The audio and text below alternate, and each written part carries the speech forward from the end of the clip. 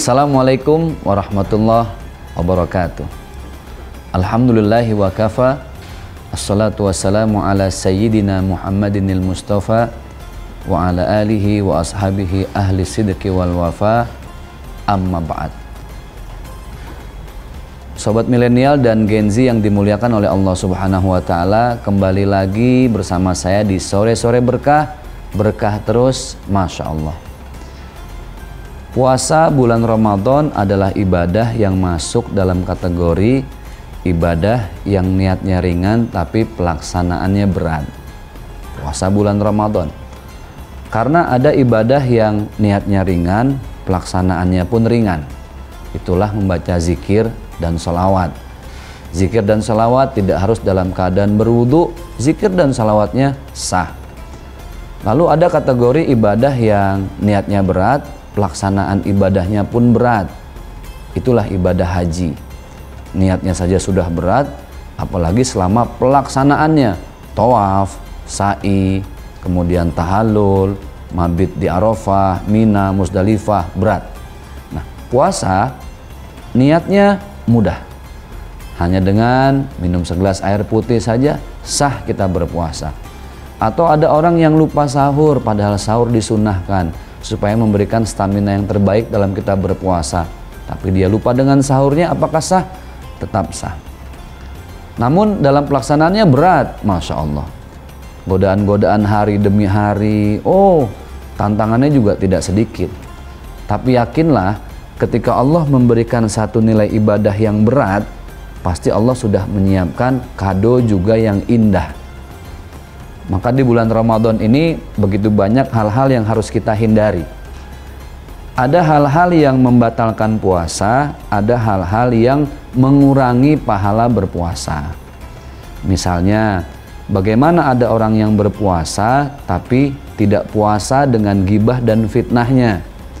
Puasanya iya, dia nggak makan, dia nggak minum karena di bulan Ramadan, tapi gibah dan fitnah tidak berhenti. Apakah gibah dan fitnah itu membatalkan puasa? Tidak. Tapi yang pasti mengurangi pahala berpuasa. Sayang kalau sampai dikurangi pahala berpuasa. Karena sedikit apapun, sebesar biji zarrah sekalipun, Allah akan lipat gandakan pahala kebaikan kita. Justru mindsetnya adalah teman-teman semua, di bulan Ramadan ini jangan sampai ada pahala yang nanti berkurang. Karena belum tentu kita akan menghadapi tahun depan bulan Ramadan lagi. Entah ajal kita sampai, umur kita tiba, anggap saja ini Ramadan yang terakhir. Maka berikanlah ibadah yang terbaik, tadarus yang terbaik, iktikaf yang terbaik, ibadah apapun berikan yang terbaik selama di bulan Ramadan tahun ini. Nah, bagaimana dengan mimpi basah? Mimpi basah ini adalah suatu ketidaksengajaan. Karena ketidaksengajaan, maka dia diharuskan untuk mandi junub tapi tidak membatalkan puasanya. Kenapa? Karena yang membatalkan itu ya mimpi basahnya tadi, bukan karena kesengajaan dalam membatalkan puasanya. Maka seorang muslim ketika ingin masuk bulan Ramadan, dia harus perlu edukasi, dia perlu pengetahuan supaya menjalankan puasanya penuh dengan pengetahuan yang mapan, yang mumpuni. Jangan sampai kita berpuasa tanpa ilmu. Apa saja yang membatalkan puasa, apa saja yang mengurangi pahala puasa, itu kita tidak tahu sama sekali. Maka di bulan Ramadan ini, Masya Allah, kita harus jeli terhadap hal-hal yang bisa membatalkan puasa. Pak Ustadz, bagaimana seandainya ketika dalam keadaan berwudu tanpa sengaja kok air kumur-kumur masuk ke dalam mulut kita? Selama tidak sengaja, maka itu tidak membatalkan puasanya. Bagaimana Ustadz? Ada suami istri yang menjalankan kewajiban nafkah batinnya, terus dalam keadaan dia belum mandi junub, tapi sudah masuk waktu imsak dan subuh.